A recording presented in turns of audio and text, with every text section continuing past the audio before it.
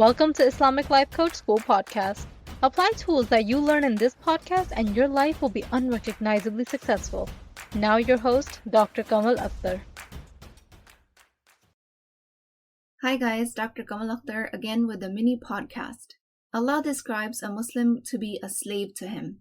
Today we think about slavery and we think about chains and a person whose basic human rights are taken away. But humans are described as Abdullah, exact translation being slave to Allah. Despite the word slave in that phrase, that is the highest form of freedom. Let me explain to you why. See, humans experience everything through the filter of their brain.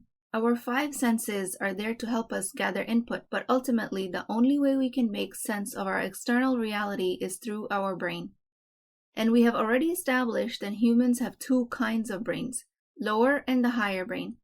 Lower brain gives results that keep humans low, following carnal desires, engaging in hedonistic behavior, addictions, anger, all are lower brain.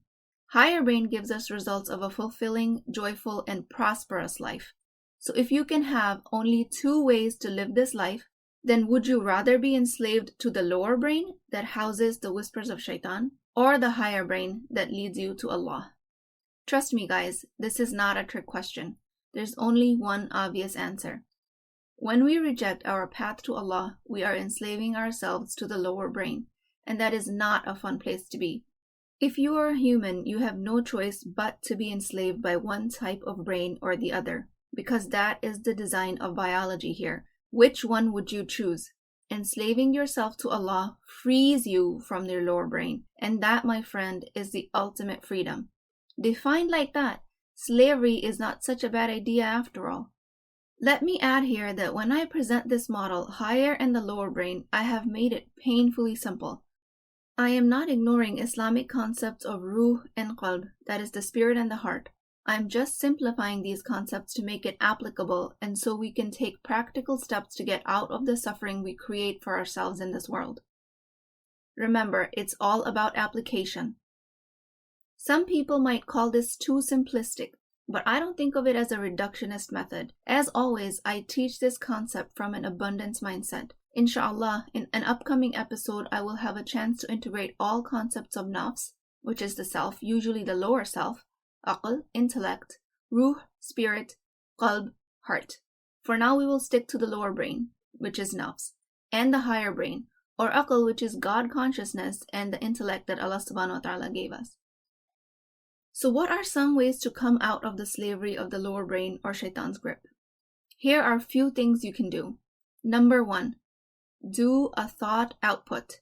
I mean, it's not the first time I've said this, and it will definitely not be the last time.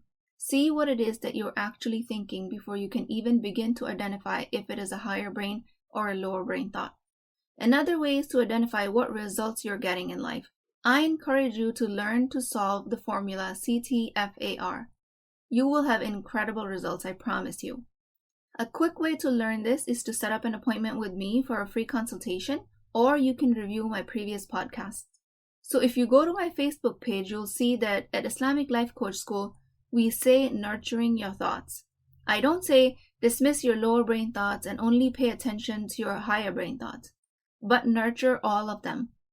Because if you don't pay attention to your negative thoughts, they will keep creating results and you will be convinced that things are just automatically happening to you.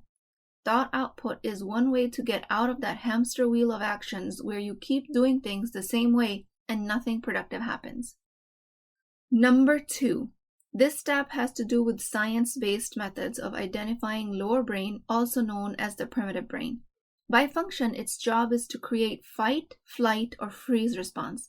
Meaning, if you're angry and reactive from rage or on the edge, it is a fight response.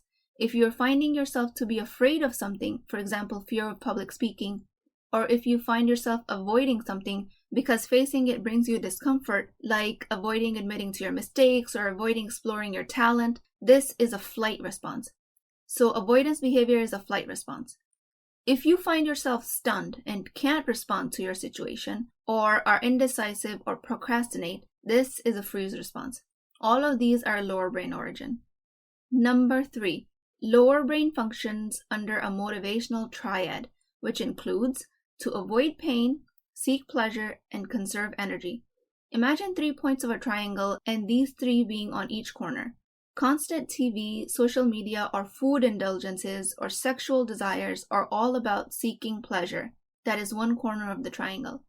Other corner is conserving energy, meaning brain conserves energy by remaining tied to old habit patterns. Brain will go to extreme lengths to avoid thinking differently than what it currently thinks. That is the prime example of the brain being efficient and conserving energy, because creating new belief systems from the higher brain takes energy. The third corner of the triangle is avoiding pain, which we've already talked about in avoidance behavior. So use these definitions of the motivational triad, seeking pleasure, avoiding pain, and conserving energy, and identify where does it apply in your life. Number 4, I saved this one for last, but the most powerful one is when you recognize that you're acting from the lower brain, or if you're unable to identify your lower brain patterns, do your dhikr. Remember Allah subhanahu wa ta'ala. Say your istighfar. Say a'udhu billah. Make dua. Make wudu. Pray nafil. Whatever it takes. Nothing engages the higher brain better than the remembrance of Allah. So use one of these techniques to identify if you are enslaved to the lower brain. Because let's face it, guys, enslavement to Allah subhanahu wa ta'ala through practicing of your higher brain is the best freedom this mortal, finite, temporary world can offer. You are to be enslaved to one or the other, so why not pick the right choice? Who are you enslaved to? So when Allah describes a Muslim to be a slave to Him, He knows that humans will create only failure by enslaving themselves to the nafs.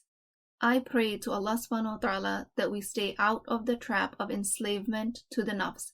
I pray that you create a life of your dreams once you have enslaved yourself to the right ideal, and that is Allah Azza wa Jal.